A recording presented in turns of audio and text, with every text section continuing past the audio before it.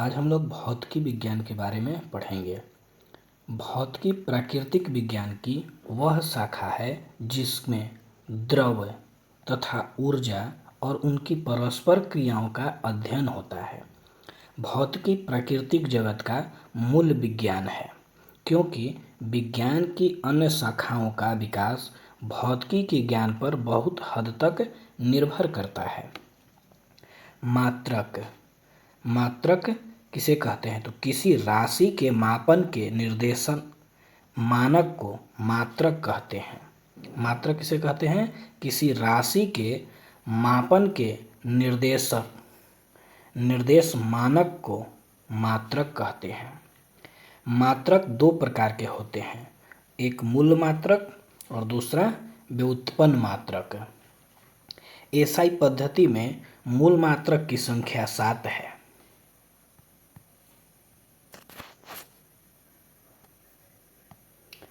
पहला मूल मात्रक है लंबाई। लंबाई का एसआई मात्रक होता है मीटर और संकेत एम से। द्रव्यमान का किलोग्राम होता है मात्रक। समय का सेकंड होता है। ताप का केल्विन होता है। विद्युत धारा का एम्पियर होता है। ज्योति तीव्रता का कैंडेला होता है। पदार्थ का परिमाण मोल होता है। एसआई के संपूरक मूल मात्रक समतल रेडियन और घन कोण। समतल रेडियन का मात्रक होता है रेडियन और घन कोण का होता है एस्टेरेडियन।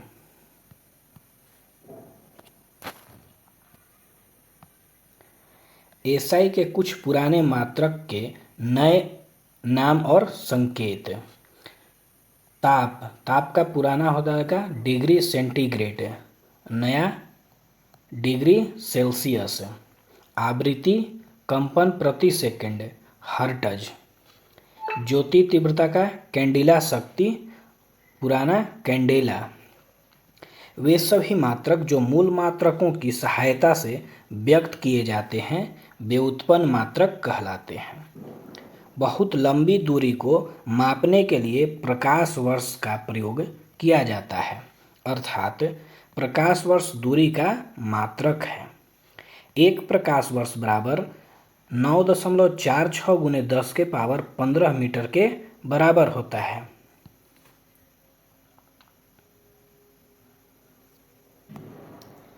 दूरी मापने की सबसे बड़ी इकाई पारसेक है। एक पारसेक बराबर 3.26 प्रकाश वर्ष बराबर 3.08 × 10⁻16 मीटर के बराबर होता है। बल की सीजीएस पद्धति में मात्रक डाइन होता है एवं एसआई पद्धति में मात्रक न्यूटन होता है। 1 न्यूटन बराबर 10⁵ डाइन के बराबर होता है। कार्य की सीजीएस पद्धति में मात्रक अर्ग होता है और एसआई पद्धति में मात्रक जूल होता है। 1 जूल बराबर 10⁷ अर्ग के बराबर होता है।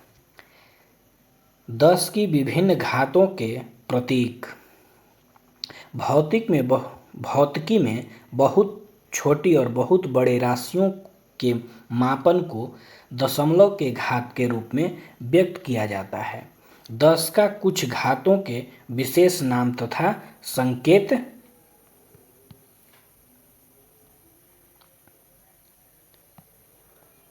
10⁻18 को एक्सा कहते हैं। 10⁻15 को पेटा। 10⁻12 को टेरा। 10⁻9 को गीगा। 10⁻6 को मेगा।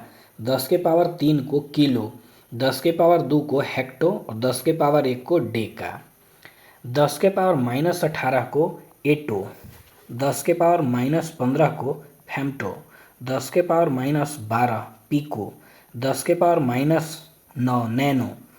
10⁻−6 माइक्रो। 10⁻3 मिली। 10⁻−2 सेंटी और 10⁻−1 डेसी।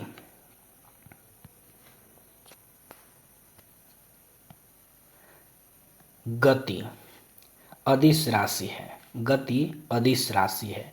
वैसे भौतिक राशि जिनमें केवल परिमाण होता है, दिशा नहीं, उसे अदिश राशि कहते हैं।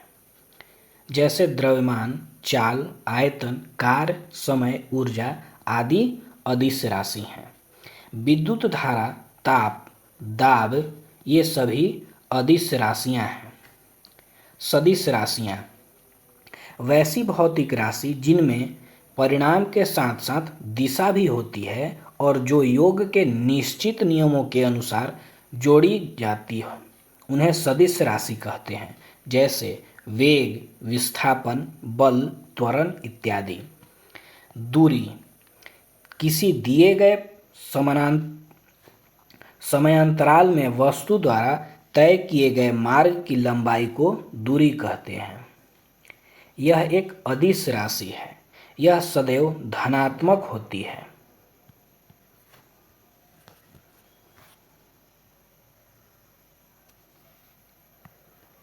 विस्थापन, डिस्प्लेसमेंट, एक निश्चित दिशा में दो बिंदुओं के बीच की लंबवत दूरी, न्यूनतम दूरी को विस्थापन कहते हैं। यह सदिश राशि है। इसका एसआई मात्रक मीटर होता है। विस्थापन धनात्मक, ऋणात्मक तथा शून्य कुछ भी हो सकता है। चाल, स्पीड, किसी वस्तु द्वारा प्रति सेकंड तय की गई दूरी को चाल कहते हैं, अर्थात चाल बराबर दूरी बटा में समय। यह एक अदिश राशि है। इसका एसआई मात्रक मीटर पर सेकंड है।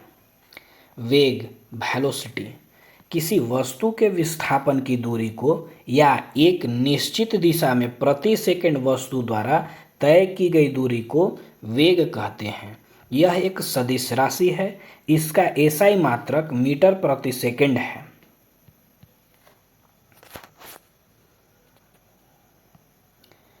त्वरण, एक्सेलरेशन, किसी वस्तु के वेग में परिवर्तन की दर को त्वरण कहते हैं। परिवर्तन की दर को त्वरण कहते हैं।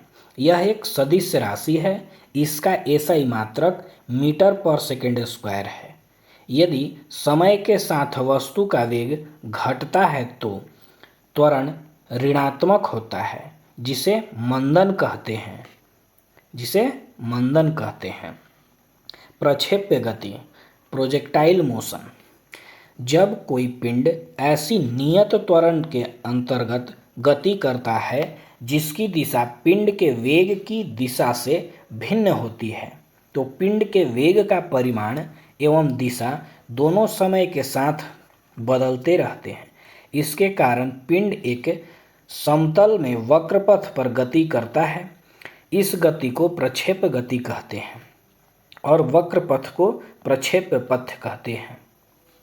यह सदैव परवलयाकार होता है। धनुष से छूटा हुआ बाण, हवाई जहाज से गिराया गया बम, तोप से छूटा गोला आदि का मार्ग परवलयाकार होता है। प्रक्षेप गति के द्विविमीय गति कहते हैं, अर्थात एक समतल में गति है। प्रक्षेप को अधिकतम दूरी तक फेंकने के लिए उसे क्षैतिज से 45 डिग्री के कोण पर ऊपर की ओर प्रक्षेपित किया जाना चाहिए।